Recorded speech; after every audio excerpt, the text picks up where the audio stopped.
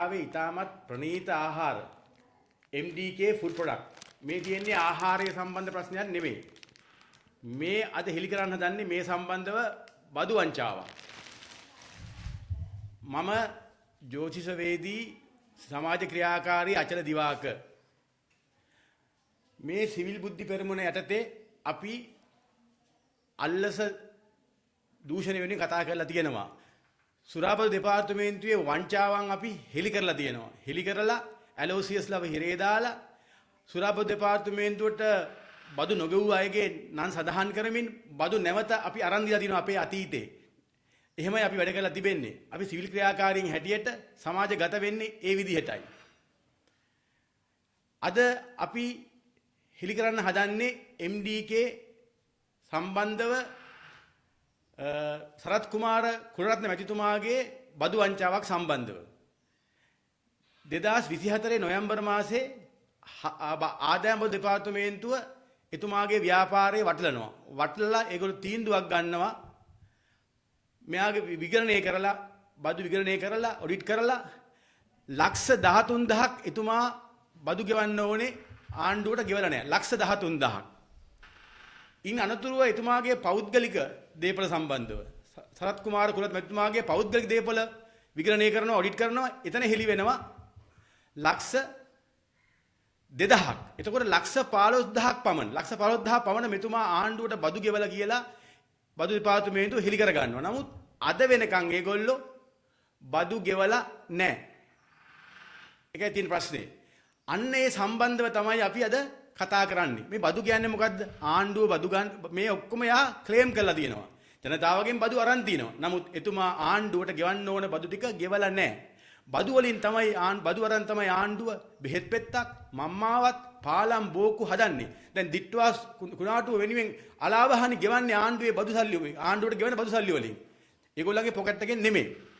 මෙතන තියෙන ඇත්ත ජීවමාන කතාව තමයි ජීවමාන කතා වස්තුව තමයි මෙන්න මේක. මොකද්ද? අවුරුදු 14මාරක් මේ ආයතනයේ මේ කාන්තා ගණකාධිකාරීවරු තුමිය වැඩ කළා. එකපාරටම එතුමිය බලෙන් අස් කරනවා. ඒ වගේම එතුමියට අඩන් තේට්ටම් කරනවා. ෆෝන් එකෙන් මූණට මරණ තරජනය දෙනවා. නොයෙකුත් තාඩන පීඩන මේ කුලරත්න මහත්මයා සහ එතුමාගේ දියණිය මේ ගණකාධිකාරීවරියට දෙනවා. එයත් එක්ක හිටිය ඇසිස්ටන්ට් දෙන්නෙක්. ඒ දෙන්නම අයින් කරනවා. නිරපලා හරිනවා. රැකියාවෙන් අයින් කරනවා.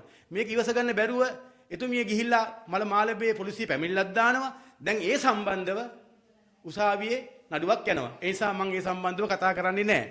මේක තමයි ඇත්ත කතාව. මොකද එතුමියට අසාධාරණයක් වුණා. දැන් එතුමිය තීන්දුව කරා ආදායම් බදු දෙපාර්තමේන්තුවට ගිහිල්ලා මේක හෙලි කරන්න. එතුමිය පළවෙනි පාරේ යනවා, දෙවෙනි පාරේ යනවා, තෙවෙනි පාරේ යනවා. එතුමිය කියනවා, එතුමිය ගාව තියෙනවා දත්තයන් තියෙනවා. කුලරත්න මැතිතුමා බදු ගෙවන්න තියෙන්නේ බදු දෙපාර්තමේන්තුවට ලක්ෂ 15000ක් නෙමෙයි ලක්ෂ 22000ක් පමණ බදු ගෙවන්න තියෙනවා කියන දත්ත එතුමිය ගාව තියෙනවා. නමුත් නිරධාරීන් ඇතුළට යන්න දෙන්නේ නැහැ.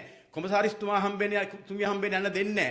බාධා කරනවා. අපි දන්නවා මේ කුලරත්න මැතිතුමාට තියෙනවා මූල්‍ය හැකියාවක්. මූල්‍ය හැකියාව තිබ්බහම දේශපාලන හැකියාව තියෙනවා. දේශපාලන හැකියාව තිබ්බහම පාතාල සම්බන්ධතාව තියෙනවා. ඉතින් බය කරගෙන ඉන්නවා. නමුත් මෙතුමිය ගිහිල්ලා වරින් වර යනවා. නමුත් එතුමියට ඒ රාජකාරිය කරන්න දෙන්නේ නැහැ. අද වුණත් හරනම් බදු දෙපාර්තමේන්තුව මොකද කරන්න ඕනේ? මෙතුමියට එන්න කියලා තව ලක්ෂ 7000ක් විතර වැඩියෙන් ගන්න පුළුවන්. ඒ තොරතුරු එතුමිය ගාව තියෙනවා. වගකීමෙන් පවසන්නේ එතුමිය. ඒ වගේම එහෙම කරන්නේ නැහැ. ඒක තමයි සෝචනීය පුවත. මොකද ආදායම් දෙපාර්තමේන්තුව කුලරත්න මහත්තයාව ආරක්ෂා කරනවා, මුදල් වෙනුවෙන් සන්තෝෂම් වෙනුවෙන් ආරක්ෂා කරනවා. ඒක තමයි ඇත්ත කතාව. මේ කුලරත්න මැතිතුමා තව වැඩක් කරනවා. සේවකයෝ ඉන්නවා 700-800ක්. අර්ථ සාධකයේ ගෙවන්නේ නැහැ. අර්ථ සාධකයේ ගෙවනවා. නමුත් පඩිය හදන්නේ බාගෙට.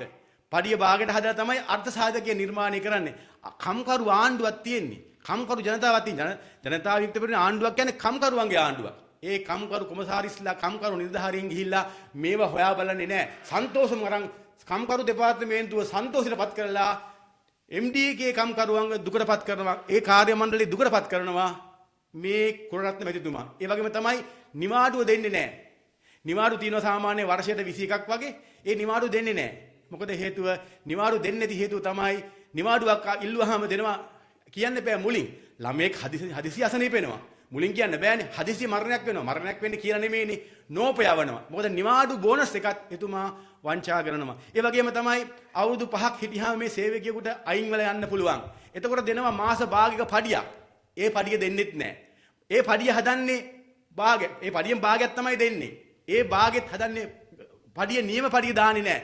25000ක් දැම්මහම ඒ සේවකයාට හම්බෙන්නේ 12500යි. ඒ පඩියනොත් ගහනවා. නිසා මේ තරම් පල්ලෙහා මට්ටමේ වැඩ කරනවා කියන එක කුරුරත්න මෙතුමා එතරම් හොඳ නැහැ. මොකද කම්කරුවන් මේ මෙතුමා මේ ව්‍යාපාරය පටන් ගන්න අවුරුදු 30ක් වෙනවා. අද ව්‍යාපාරේ ඉනි පෙතර නැග්ගා. එහෙම නැග්ගේ ඒ සේවකයන්ගේ දහඩිය හා කඳුළු වලින් අවුරුදු 14මාරක් අතන වැඩ කරා අර මහත්මිය. ඒ මහත්මියලගේ කඳුලෙන් තමයි මෙතුමා මේ ඉහළ තත්ත්වයටපත් වෙලා තියෙන්නේ. ඒ නිසා කරුණාවෙන් කියනවා ආදායම් බදු දෙපාර්තමේන්තුවට මේ බදු නැවත එකතු කරගන්න, අර කම්කරුවන්ට සාධාරණයක් වෙන්න, හරියට නිවාඩු බෝනස් එක දෙන්න, අර්ථ සාධකයේ හරියට හදන්න, ඒ වගේම පාරිතෝෂිකය හරියට දෙන්න. අවසානයෙන් කියනවා ගින්දර කෑවොත් අපිට අසුචි බවට පත්වන්නේ පිට වෙන්නේ අඟුරු. බොහොම ස්තුතියි.